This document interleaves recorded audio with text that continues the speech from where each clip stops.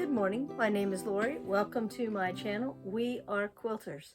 It is Monday, which is upskill day.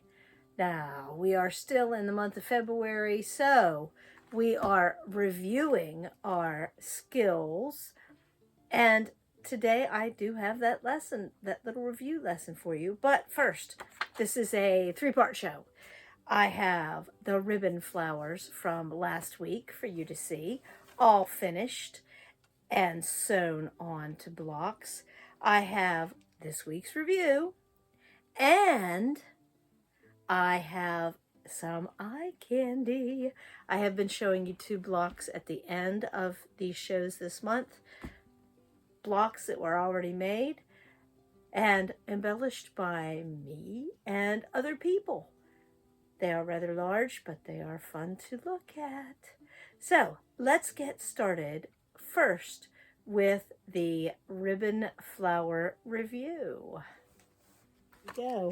Here is the first block with the cute little pink ribbon. Now I did stitch these in the center and out at the edge so that they would lie a little flatter. You can let them puffier or flatter. Here is the second one. Thought I had 2 there because it's so thick with the, and it has the little leaves for dimension. I did not tack the leaves down. I left those up.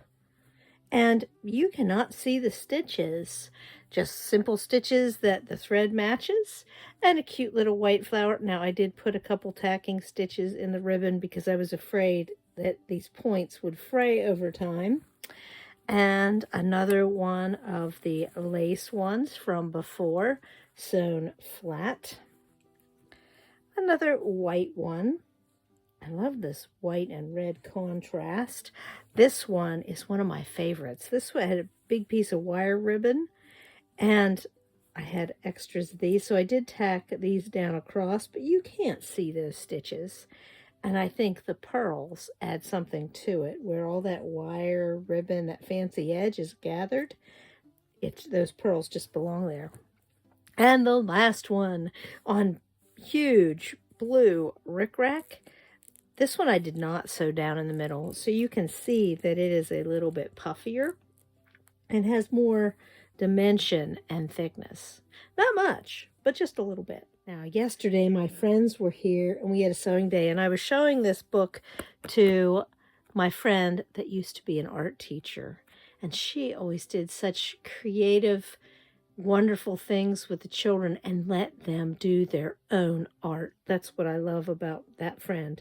And she was very interested in the stitches in this book and the way it looks. And I think I mentioned before that it is available anywhere from $2 to $20 on Amazon on secondhand book sellers. So I got my inspiration from this book in the back where they combine stitches, but I am changing the way the stitches work because I want to combine techniques. So instead of using French knots, I am using seed beads, because you know that recently I sorted seed beads and I found some more while we were in Michigan and added to the collection and colors that are available to me. So let me show you what I have for us today. I have started some of these, and I will review with you because I am not finished. Let me lay this book where it's not going to fall on the floor. So I have started some of these, and the first step is a feather stitch. Now, feather stitch can be done in a couple of ways. This one is very loose and very long and stemmy, and that is my go-to, I guess. And then this one is actually, and it's kind of hard to see because I chose a green that goes nicely with that, but this is a double feather stitch. I just had to try it, and then I'm going to add to it because we're using more than one technique. And then I also chose to do some short areas. So from here to here, from this seam to this seam, and that was it, not the whole length. And this one I chose an odd looking shape so you could see that things do fit in to unique shapes. And this one, and you can see that my needle is still stuck there, I am trying two different things. One, I am using a variegated green thread for my feather, and for the second step, the lazy daisy. Most of these, I am planning on making the lazy daisy into a flower. But on this one, since I had such interesting green with the variegated floss, I thought I would use the lazy daisy as a leaf on a vine, and then I would add a seed bead to make the contrast, the little like berries. So let's look at the three techniques, because you know I've mentioned the fern stitch, the feather stitch. So I'm going to pull over a block, and we are going to do a feather stitch. This one has some feather stitch on it already, but I am going to do it a little bit closer, and I'm going to work in this blue area and show you. My first stitch is the feather stitch. My second stitch is the lazy daisy stitch, and the third stitch, well, if I were going to do a stitch, would have been French knots, but I am going to use seed beads. So those are the three techniques I am combining today. Let's get started for a quick review on those stitches. When you're doing embroidery, part of the fun, or the headache for some of you, is choosing the fabric or the floss color. So I have lots of greens to choose from, but I'm going to try to choose something that will play well with that. I mean, that works, because nothing is wrong here. It is your choice and only your choice. And that one doesn't look too bad. This one has that's a blue, green, teal color. That one would work. And there's my variegated. It does come in darker shades, but this is the one I grabbed out of the cupboard first. And then I found this one, that it's a lighter shade. It has some blue in it, and it works. It will be perfect for the feather stitch on here. Let me get my needle set up, and we will go. Now, for the embroidery today, I am using 3 strands, and I am using a larger-eyed needle because I was tired of fighting the fight. I only have 1 6-strand piece of this color. It must have been left over from a kit. You know, my husband gives me his discards. While I was putting things, getting my needle ready, I noticed in the bag there was yet another shade. And this is beautiful. This, it almost matches perfectly. So perfectly, in fact, that if I lay it on there, it blends in pretty well. But when I bring it over here, it does not contrast very much at all. And I want a little bit more contrast, so that is why I'm going with a lighter shade of that same color, that same tone of green. So to do feather stitch, and this one is big and long, and this part is done with white pearl cotton that I bought at the thrift store just to try it out. And this one is done with floss, so you could see the difference between the two. We did this block a long time ago, and it is fancy schmancy fabrics. To do a feather stitch, you put in at one spot, up through the fabric, and I know this will be in the seam allowance when these are sewn together, and then you come up directly beside it, if that is what you want to do, and then you come over, and you always have a loop. Oh, and of course it pulls right in there and tries to, oh my goodness, here we go. This is real life. So it looks like I will be off to that side, and I want to go a little more toward the middle. Now, if you were doing a double feather, you would just do 2 from this angle. But I am doing single feathers on this one, so I am going to go from one side and then the other side. Now, to make it tighter, I would put my needle in a little bit out there like that, and I would come up. So where I had come up there, I would put my needle in like right beside it. But I want this nice and loose because I want lots of this blue to show. I almost did a stitch the wrong way. So it's a stitch at an angle, and I always make sure that I catch the thread in a loop. Oh my gosh, can't get things going today. Other angle, catch my thread in the loop. So I'm ending up with something that looks like a vine or seaweed, and then I will add on the lazy daisy stitches. So let me finish this up, and I will be right back.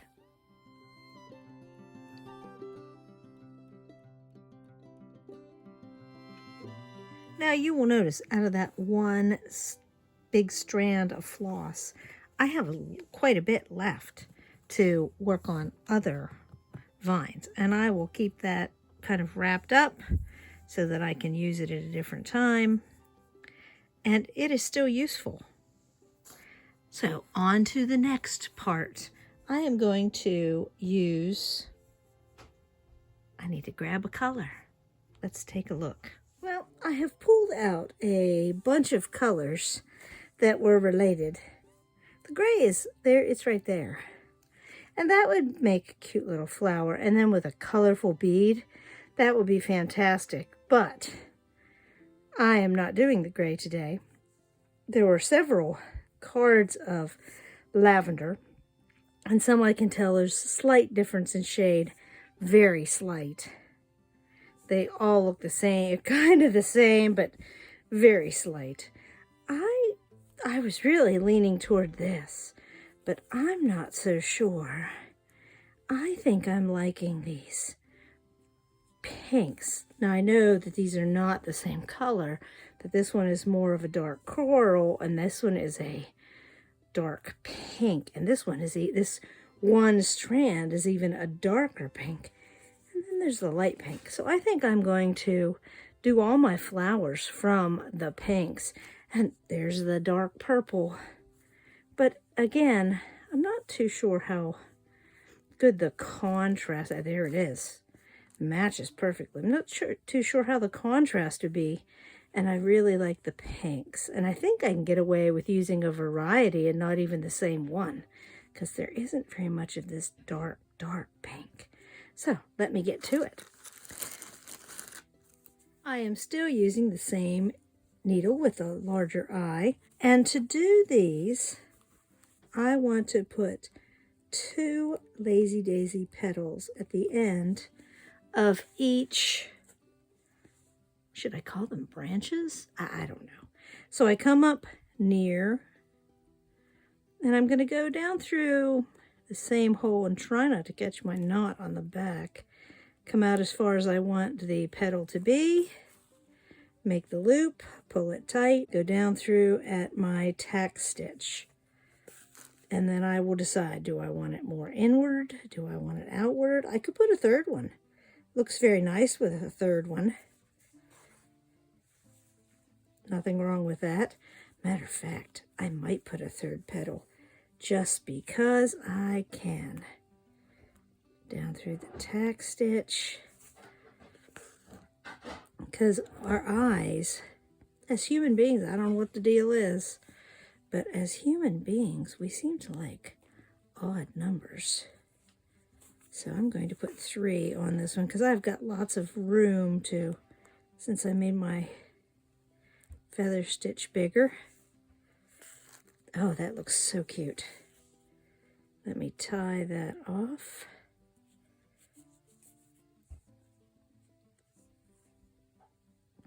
I like to go through twice, and that should hold it. Now I need to decide, is this thread long enough? No, it is not. I'm going to get rid of that thread and put on a new thread. And if you look at this one, let me bring this over here. If you look at this one, most of them are 2. That one is 1. There just wasn't enough space. And then as I got down here, there was too much space and it looked awkward. So I added a 3rd petal only to that one so far. So it is up to you what you add and what you don't add. It's all your decision. It will look right no matter what. It will, I promise. Let me get to making some of these. I'm going to do a couple and then I will come back and fill in with a lighter or different pink so that it looks more random. Be back in a minute to talk with you some more. 2 shades of the pink are done, and now I have 4 more stems, and I'm going to add this lovely little bit lighter shade of pink. Be back in a minute. So here is my feathered vine with little pink flowers of 3 different colors running down it. Now it's time to get some seed beads and finish this part of the video up. My project box, I have 2 beading needles already threaded, one white and one pink. And since most of these are pink, I am going to use up the pink thread first. Let's see how this goes. Luck of the draw.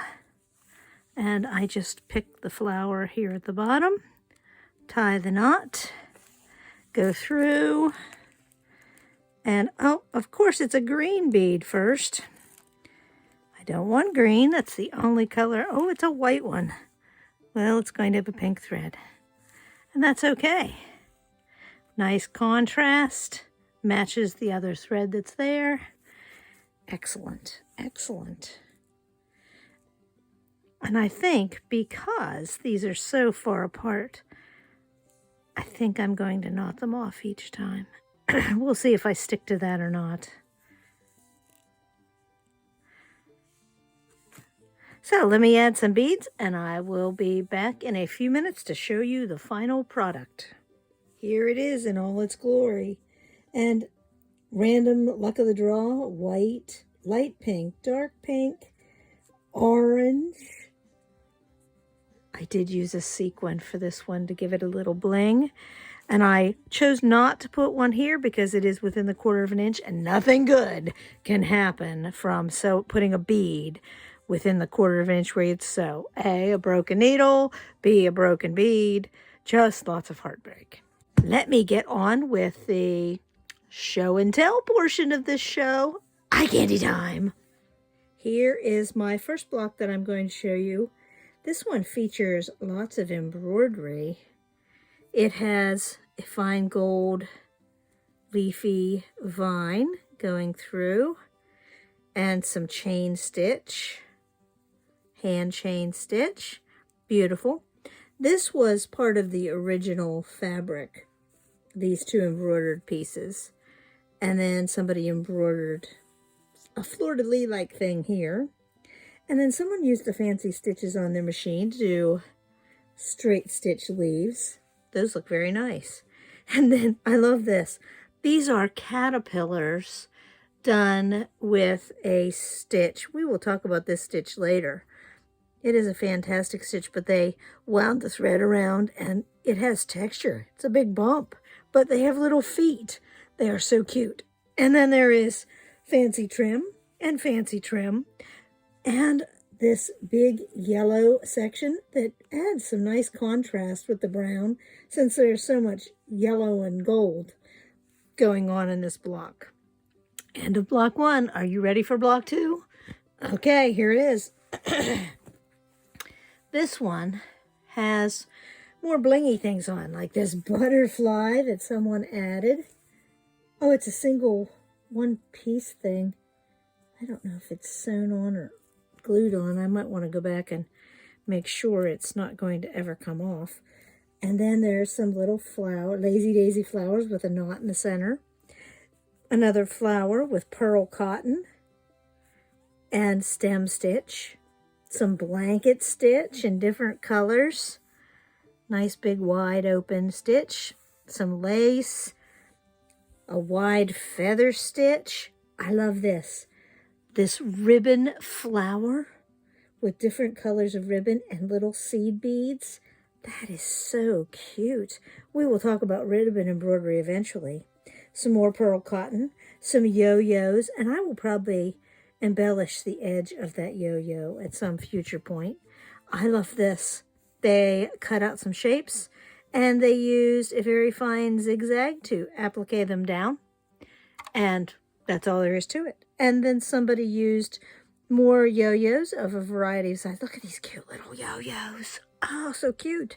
And then they flipped one the other way, a bigger one, and put some beads for contrast. It doesn't take a lot to add blingy thingies. And like I said, I'll probably add some more to these before I assemble them. I hope you enjoyed today's show. And I will see you on Wednesday for a study in Scarlet. We are going to talk about the saying that made me go, I have to make this quilt. Come join me. I have some things to show you about a study in Scarlet on Wednesday. Have a great day, and we'll see you then.